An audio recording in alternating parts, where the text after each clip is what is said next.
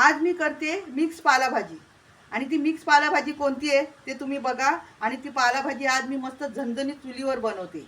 Video शेवटपर्यंत बघा.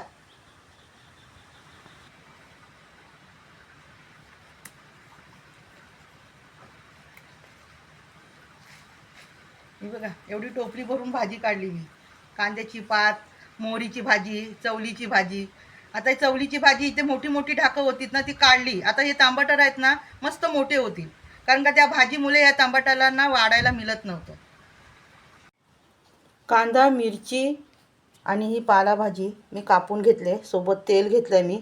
आता ही भाजी घालते मी चुलीवर फोडणीला.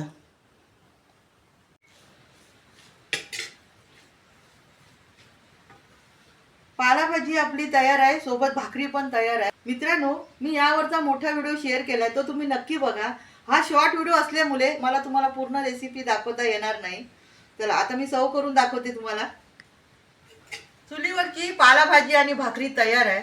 व्हिडिओ आवडला तर नक्की लाईक सबस्क्राईब करा. आता भेटूया पुढच्या व्हिडिओत. धन्यवाद.